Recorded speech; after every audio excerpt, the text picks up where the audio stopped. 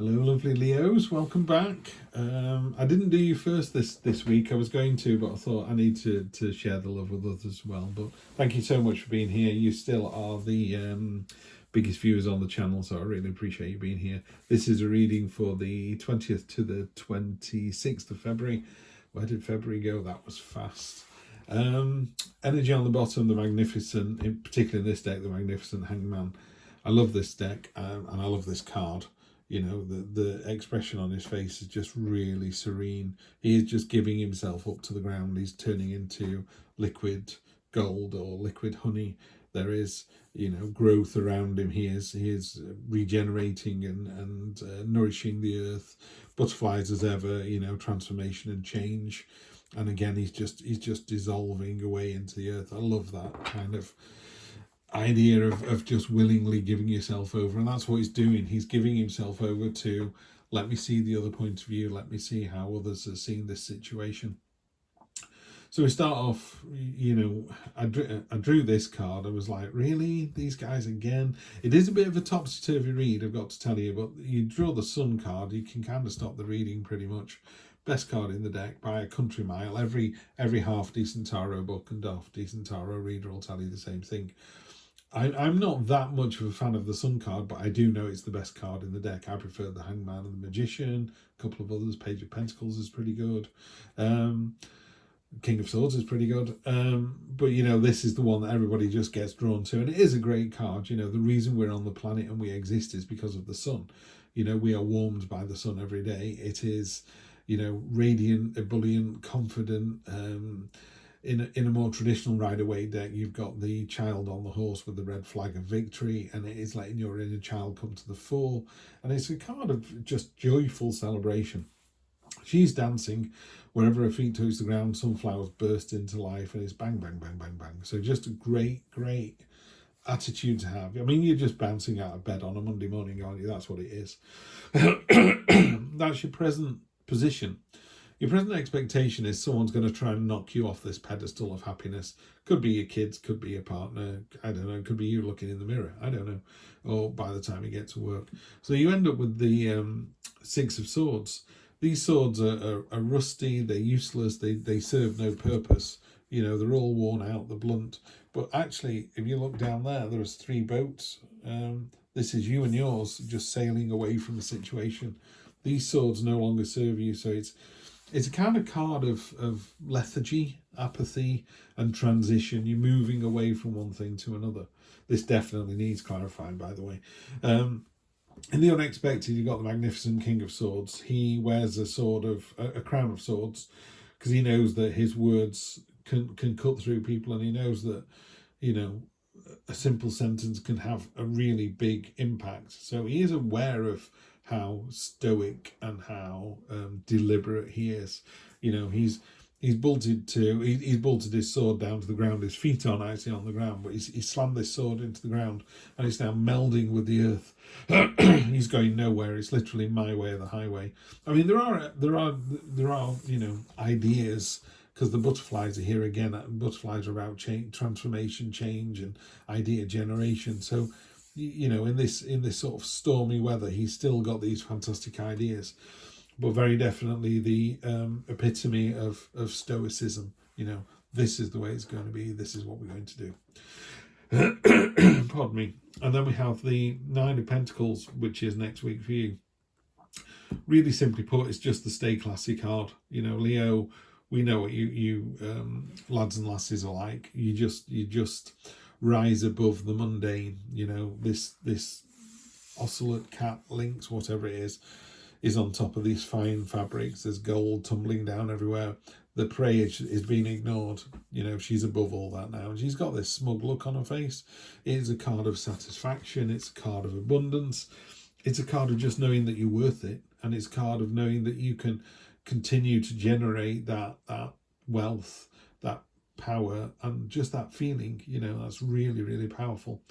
And then for some reason you get the Four of Cups, which is the meh card. You know, you're a bit like, no, whatever, can't be bothered, which is really odd because you got the Sun, the stoicism. I'm not really sure why you've got this Hangman here now. There doesn't seem to be one question I'd love to sit down with individuals and actually ask them what this question is about, because that would give you a far tighter read. You know, if this was a relationship, it's going fantastically well. It's absolutely brilliant. There's something about it that's slowing it down, that's tar pitting it a little bit. But you're determined that, you know, you're taking the higher ground, the higher route. You know, you're the better person, the bigger person. And then there's still this sort of, but is it enough? That's the only thing I can think of here. You know, there are some people in the world, aren't there, who you would on paper say, I can't believe it. You've got $4 million in the bank, you live in a nice house, you've got a magnificent, you know, partner and family, you seem to have everything, and yet they don't. There's something missing. So there is no line in the sand with this. Some people are very happy with, you know, 2 cans of Coke and a bag of crisps on Saturday night watching a film, and other people want to buy another house, and have a Ferrari or something. So I don't know. I really don't know what's gone on there. So let's just see. I've just gone and messed up all my cards. Where were we? Thank you. That was it. That was it. Sorry about that, peeps. Here we go. There you go. So we've got the Ace of Wands. Right, okay. The Ace of Wands followed by the Ace of Swords. I mean, I was a bit shocked by the Ace of Wands on top of the Sun, and then you've got the Ace of Swords. Yeah, so what happened was I'd shuffled the deck, but I'd left out the cards from the previous read, so I've just decided to leave those cards out from the previous read. I think that's the best way to do it. And then we have the Sun again. Okay, should we start the reading at this point? Although we need to find out why that card's there. The Fool, all right, and the Tower. Okay. Energy on the bottom. Queen of Swords. So Queen of Swords, just put her there. Queen of Swords, been hurt before. She's prepared to be hurt again. She sat with the King of Swords as well, obviously. So you've got that sort of sword energy, light bulb moment. Oh, the Ace as well. Wowee. Okay, let's get to this. So on top of the Sun, you've got the Ace of Wands. Pardon me. A new start, but with real passion, enthusiasm, creativity, particularly if it's a creative environment. So these together, practically unstoppable. This is just amazing. Yeah, this is going to be read of the week, isn't it? Ace of Swords. So on top of this lethargy and transition, you've got the Ace of Swords is like the sheet lightning moment, you know, when you get that sheet lightning where everything is just high contrast, black and white for a nanosecond, and your brain almost can't take it in because it sees everything in one go. So if I was looking out here, we live near some fields, so I would look over the fields and see the farmhouse and the trees and the field and the trig point, you know, so it would see everything in one go, and the fence and the tree, you know, the bushes and the dog, bang, and your brain almost goes, how did I manage to see 37 things at once? And that's what this Ace of Swords is. It's a real new start. It's a real, got it, this is what I need to do now. So somebody should be looking at this reading now and going, I know exactly what this is about, Steve. Yeah, so if it's a partner or a job or moving to New Zealand or whatever it is, you know exactly what it is. But just as a basic reading, as a general read, this is amazing. On top of in the unexpected, you've got the Sun. So you're doubling down on the Sun. You know, this is you. What I love about this, as a person, this means you are pretty much unstoppable and Teflon coated this week. Nothing's going to get you down. You're going to get up in a good mood, and then even when things try and catch you out, it's going to put you in an even better mood. This could be really good news coming in.